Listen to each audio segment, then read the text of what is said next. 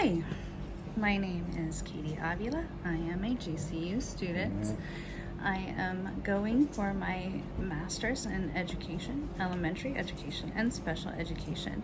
I also have my bachelor's in science and behavioral health with an emphasis on childhood and adolescent disorders.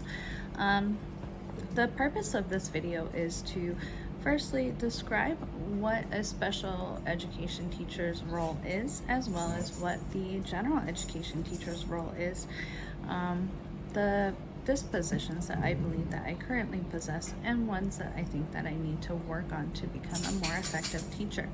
I'm also going to discuss my view on how bias can impact a relationship with a teacher and a student. I am also a mother of 4 humans and 2 giant dogs, so I do apologize for any noise that happens within this video. So what is a special education teacher and what is their role? So a special education teacher, whenever they go to school, they are equipped with skill and knowledge that helps support students with disabilities ranging from mild to moderate to severe. These disabilities can be intellectual, physical, they can be behavioral challenges or learning challenges. And whenever they're mild to moderate, these students can be either in the mainstream classroom or also in a more individualized setting. General education teacher, they are trained to focus on an inclusive practice and diverse instructional strategies for a broader classroom, for a broader set of students. Their goal is to make sure that these students are meeting the expectations and able to pass county and state exams, and then be able to graduate and move on to college and move on to their life. The dispositions that I believe that I currently possess is my number one would have to be advocacy. My goal is to be every student's cheerleader. I want to help them out. I want to help them have confidence and to feel that they can do anything that they put their mind to. I also want to help them become capable of becoming a self-advocate. I think that is a skill that many children, special education classrooms and even general education classrooms lack. Self-advocacy, I think, goes a long way in any human's future. Honestly, even in the work field, you need to be able to advocate for yourself to have a better future. So I would like to be able to help my students achieve that.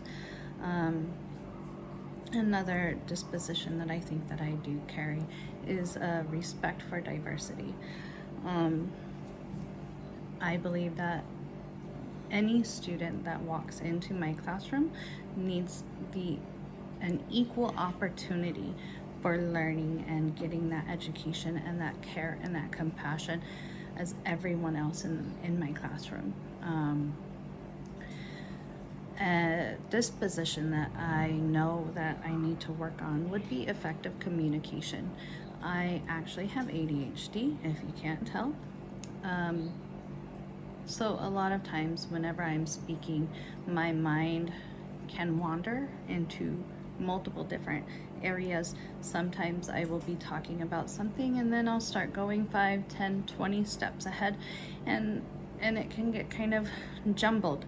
So I know that I need to make sure that I'm constantly working on how I am communicating with parents, with students, with coworkers and admin, so that way I can make sure that my students are getting the best that they can possibly receive out of me. In regards to bias, I believe that having a bias is negative. I believe that being biased in the workspace, or even, you know, at the grocery store or anywhere, actually is pretty negative. You do not know what a person is capable of if you are simply judging the book by its cover.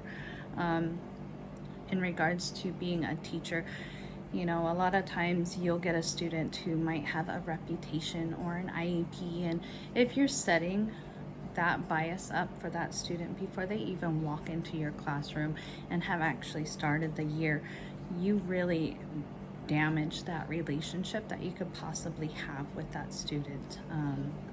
So I think that that is a huge drawback for that kiddo. I think that it makes it very hard for that child to be able to grow and have a positive year. So that is my view on how it is if you're biased. My dispositions, general education teachers and special education teachers' roles with students. I hope that I did not get too distracted. I hope that my children were not too distracting, and I hope that you have a wonderful day. Thank you. Bye-bye.